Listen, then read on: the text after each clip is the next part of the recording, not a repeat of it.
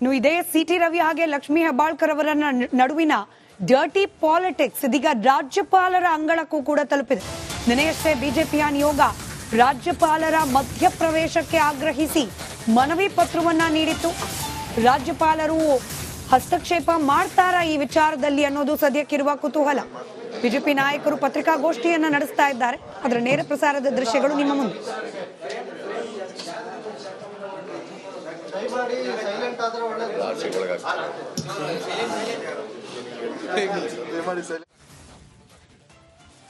ಮತ್ತೊಂದು ಕಡೆ ನಿನ್ನೆಯಷ್ಟೇ ಸಚಿವೆ ಲಕ್ಷ್ಮೀ ಹೆಬ್ಬಾಳ್ಕರ್ ಅವರು ಸಿಟಿ ರವಿ ಅವರಿಗೆ ಮಂಜುನಾಥನ ಸನ್ನಿಧಿಗೆ ಬಂದು ಆಣೆ ಪ್ರಮಾಣ ಮಾಡುವ ಸವಾಲನ್ನ ಒಡ್ಡಿದ್ರು. ಚಿಕ್ಕಮಗಳೂರಿನಿಂದ ಧರ್ಮಸ್ಥಳ ಹೆಚ್ಚಿಗೆ ದೂರ ಇಲ್ಲ, ನಾನು ಕುಟುಂಬ ಸಹಿತಳಾಗಿ ಬರ್ತೇನೆ, ನೀವು ಪರಿವಾರ ಸಮೇತರಾಗಿ ಬನ್ನಿ, ಆಣೆ ಮಾಡೋಣ, ಯಾರು ಯಾವ ಮಾತನ್ನಾಡಿದ್ರು ಅಂತ ಹೇಳಿ ಇದಕ್ಕೆ ಇವತ್ತು ಉತ್ತರ ಕೊಡ್ತಾರ ಸಿಟಿ ರವಿ ಅನ್ನೋ ಕುತೂಹಲ ಇದೆ.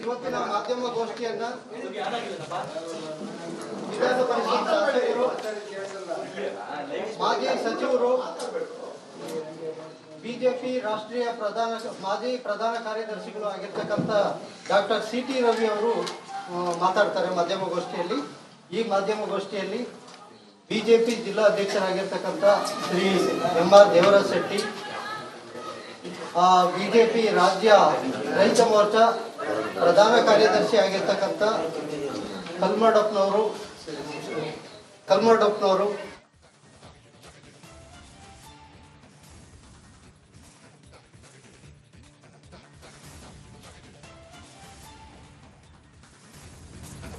ಸಚಿವೆ ಲಕ್ಷ್ಮೀ ಹೆಬ್ಬಾಳ್ಕರ್ ವಿರುದ್ಧ ಅಶ್ಲೀಲ ಪದವನ್ನ ಬಳಕೆ ಮಾಡಿದ್ರು ಅನ್ನೋ ಆರೋಪ ಎಂಎಲ್ಸಿ ಸಿಟಿ ರವಿ ಅವರ ವಿರುದ್ಧ ಇದೆ. ಕಳೆದ 5 ದಿನಗಳಿಂದ ರಾಜ್ಯದಲ್ಲಿ ಇದೇ ಡರ್ಟಿ ಟಾಕ್ ನ ಫೈಟ್ ನಡೀತಾ ಇದೆ. ಇದೀಗ ಈ ಪ್ರಕರಣಕ್ಕೆ ಸಂಬಂಧಪಟ್ಟಂತೆ ಬಿಗ್ ಟ್ವಿಸ್ಟ್ ಲಭ್ಯವಾಗಿದೆ. ಕರ್ತವ್ಯ ಲೋಪದ ಅಡಿಯಲ್ಲಿ ಖಾನಾಪುರದ ಸಿಪಿಐ ಅಮಾನತು ಮಾಡಲಾಗಿದೆ.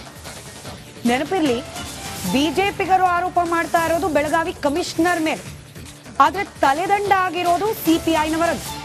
ಖಾನಾಪುರ ಸಿಪಿಐ ಮಂಜುನಾಥ್ ನಾಯಕ್ರನ್ನ ಸಸ್ಪೆಂಡ್ ಮಾಡಲಾಗಿದೆ. ಕರ್ತವ್ಯ ಲೋಪ, ನಿಷ್ಕಾಳಜಿ, ಬೇಜವಾಬ್ದಾರಿತನದ ಆರೋಪದ ಮೇಲೆ ಅಮಾನತು ಮಾಡಿ ಆದೇಶವನ್ನ ಹೊರಡಿಸಲಾಗಿದೆ. ಬೆಳಗಾವಿ ಉತ್ತರ ಐಜಿಪಿ ವಿಕಾಸ್ ಕುಮಾರ್ ಅವರಿಂದ ಈ ಆದೇಶವನ್ನ ಹೊರಡಿಸಲಾಗಿದೆ.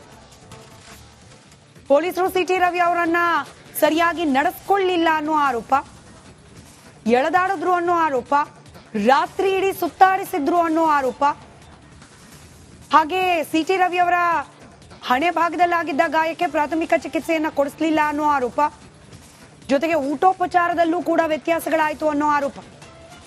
ಬೇಕು ಅಂತಲೇ ಸಿಟಿ ರವಿ ಅವರನ್ನ ಕಾಡಿನ ಮಧ್ಯ, ಕಬ್ಬಿನ ಗದ್ದೆ ಮಧ್ಯೆ, 3 ಜಿಲ್ಲೆಯಲ್ಲಿ ಗ್ರಾಮಗಳಲ್ಲಿ ಅಲಿಸಿದ್ರು ಅನ್ನೋ ಆರೋಪ. ಸಾಲು ಆರೋಪವನ್ನ ಬಿಜೆಪಿಗರು ಮಾಡ್ತಿದ್ದಾರೆ ಪೊಲೀಸ್ ಇಲಾಖೆ ಮೇಲೆ. ಆದ್ರೆ ಬಿಜೆಪಿಯವರು ಹೇಳ್ತಿರೋದು, ಪೊಲೀಸರಿಗೆ ಯಾರೋ ಒಬ್ಬ ನಾಯಕನ ಇನ್ಸ್ಟ್ರಕ್ಷನ್ ಇತ್ತು, ಪದೇ ಖುದ್ದು ಬೆಳಗಾವಿಯ ಪೊಲೀಸ್ ಕಮಿಷನರ್ ಯಡಮಾಟಿನವರಿಗೇನೆ ಕರೆ ಮಾಡಿ ಇನ್ಸ್ಟ್ರಕ್ಷನ್ಗಳನ್ನ ಕೊಡ್ಲಾಗ್ತಾ ಇತ್ತು. ಆ ನಾಯಕ ಯಾರು, ಫೋನ್ ಕರೆ ಮಾಡ್ತಿದ್ದವ್ರು ಯಾರು ಅನ್ನೋದು ಬೆಳಕಿಗೆ ಬರಬೇಕು. ಹಾಗೆ ಬೆಳಗಾವಿಯ ಪೊಲೀಸ್ ಕಮಿಷನರ್ ಅವರ ವಿರುದ್ಧವೂ ಕೂಡ ತನಿಖೆ ಆಗಬೇಕು ಅನ್ನೋದು ಬಿಜೆಪಿಯ ಆಗ್ರಹ. ಆದ್ರೆ ಇದೀಗ ಖಾನಾಪುರದ ಸಿಪಿಐ ಅವರನ್ನ ಅಮಾನತು ಮಾಡಲಾಗಿದೆ ಕರ್ತವ್ಯ ಲೋಪದ ಅಡಿ.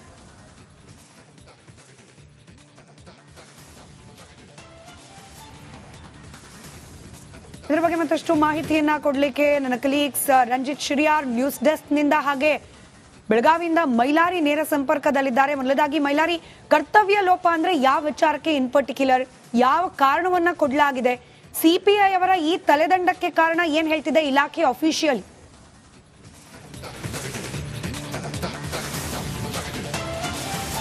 ಖಂಡಿತ ಸ್ಮಿತಾ, ಪ್ರಮುಖವಾಗಿ ಏನು ಲಕ್ಷ್ಮೀ ಹೆಬ್ಬಾಳ್ಕರ್ ಅವರಿಗೆ ಏನು ಅಶ್ಲೀಲ ಪದವನ್ನು ಬಳಕೆ ಮಾಡಿದ್ದಾರೆ ಸಿಟಿ ರವಿ ಅನ್ನೋ ಒಂದು ಪ್ರಕರಣಕ್ಕೆ ಸಂಬಂಧಿಸಿದಂತೆ ಕರ್ತವ್ಯ ಲೋಪದಡಿ ಈಗ ಏನು ಖಾನಾಪುರ ಪೊಲೀಸ್ ಠಾಣೆಯ ಸಿಪಿಐ ಮಂಜುನಾಥ್ ನಾಯಕ್ ಅವರನ್ನ ಸದ್ಯ ಅಮಾನತು ಮಾಡಿ ಬೆಳಗಾವಿಯ ಐಜಿಪಿ ಅವರು ಆದೇಶವನ್ನು ಹೊರಡಿಸಿದ್ದಾರೆ. ಬೆಳಗಾವಿಯ ಐಜಿಪಿ ಆಗಿರುವಂಥ ಏನು ವಿಕಾಸ್ ಕುಮಾರ್ ಅವರು ಈ ಒಂದು ಆದೇಶವನ್ನು ಹೊರಡಿಸಿದ್ದಾರೆ. ಪ್ರಮುಖವಾಗಿ ಇವತ್ತು ಅಧಿವೇಶನದ ಕೊನೆಯ ದಿನ ಏನಾಗಿತ್ತು, ಸಿಟಿ ರವಿ ವಿರುದ್ಧ ಪ್ರಕರಣ ದಾಖಲಾಗಿತ್ತು. ಪ್ರಕರಣ ದಾಖಲಾದಂಥ ಅವರನ್ನು ಏನು ಏನು ಖಾನಾಪುರ ಪೊಲೀಸ್ ಠಾಣೆಗೆ ಕರೆದು ಹೋಗಲಾಗಿತ್ತು. ಆದರೆ ಅಪಾದಿತ ಅಂದರೆ ಆರೋಪಿ ಸಿಟಿ ರವಿ ಅವರನ್ನ ಹೊರತುಪಡಿಸಿ ಠಾಣೆ ಒಳಗೆ ಯಾರನ್ನೂ ಕೂಡ ಬಿಡಬಾರ್ದು ಅನ್ನೋ ಒಂದು ಆದೇಶವನ್ನು ಏನು ಮೇಲಾಧಿಕಾರಿಗಳು ಹೊರಡಿಸಿದ್ರು. ಆದರೆ ಅಲ್ಲಿ ಒಳಗಡೆ ಬಿಜೆಪಿಯ ನಾಯಕರಿರ್ಬೋದು, ಕಾರ್ಯಕರ್ತರಿರ್ಬೋದು ಮತ್ತು ಬೇರೆ ಬೇರೆ ಜನರನ್ನ ಒಳಗಡೆ ಬಿಟ್ಟುಕೊಂಡಿದ್ದಾರೆ ಮತ್ತು ಬೇಜವಾಬ್ದಾರಿ ತನವನ್ನು ತೋರಿದ್ದಾರೆ, ನಿಷ್ಕಾಳಜಿಯಾಗಿ ಏನು ವರ್ತನೆ ಮಾಡಿದ್ದಾರೆ. ಅಲ್ಲಿ ಗಲಾಟೆಗೆ ಆಗೋಕೆ ಏನು CPI ಅವರೇ ಕಾರಣ ಅನ್ನೋ ಒಂದು ಪ್ರಮುಖವಾದಂಥ ಅಂಶಗಳನ್ನು ಮುಂದಿಟ್ಟುಕೊಂಡು ಈಗ CPI ಮಂಜುನಾಥ್ ನಾಯಕ್ ಅವ್ರನ್ನ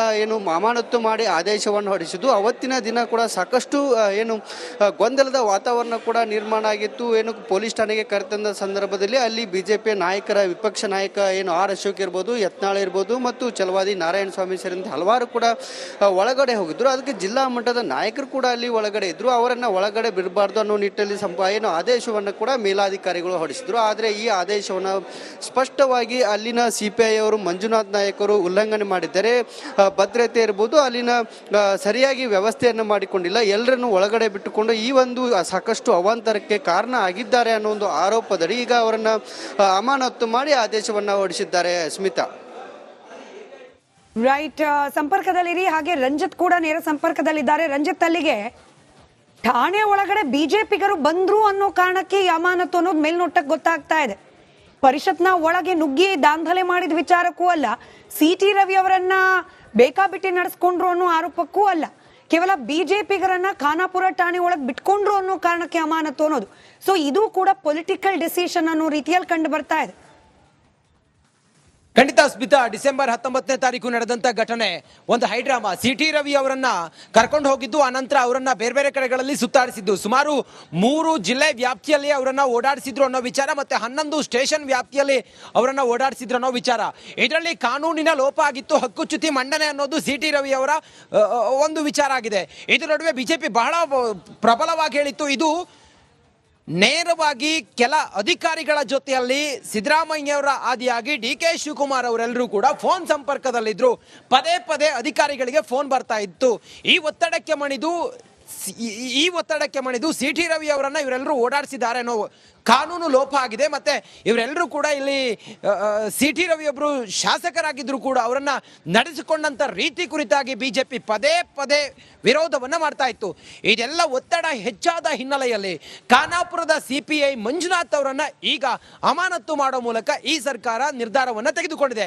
ಒಂದು ಕಡೆಯಲ್ಲಿ CID ತನಿಖೆ ಕೊಟ್ಟಿದೆ, ಮತ್ತೊಂದು ಕಡೆಯಲ್ಲಿ ರಾಜ್ಯಪಾಲರ ಅಂಗಳಕ್ಕೆ ಬಿಜೆಪಿ ನಾಯಕರು ಹೋಗಿದ್ದಾರೆ. ನೋಡಿ, ಜನಪ್ರತಿನಿಧಿಯೊಬ್ಬರಿಗೆ ಹಿಂಗ್ ಮಾಡಿದ್ದಾರೆ ಅನ್ನೋದು ಸರ್ಕಾರದ ವಿರುದ್ಧ ಕಂಪ್ಲೇಂಟ್ ಮಾಡಿದ್ದಾರೆ. ಇದೆಲ್ಲದರ ನಡುವೆ ಖಾನಾಪುರದ CPI ಅನ್ನ ಈಗ ಅಮಾನತು ಮಾಡಲಾಗಿದೆ. ಮುಂದಿನ ಹಂತದಲ್ಲಿ ಈ ಪ್ರಕರಣ ಯಾವ ಸ್ವರೂಪವನ್ನ ಪಡೆದುಕೊಳ್ಳುತ್ತೆ ಅನ್ನೋದನ್ನ ಕಾದು ನೋಡಬೇಕಾಗಿದೆ.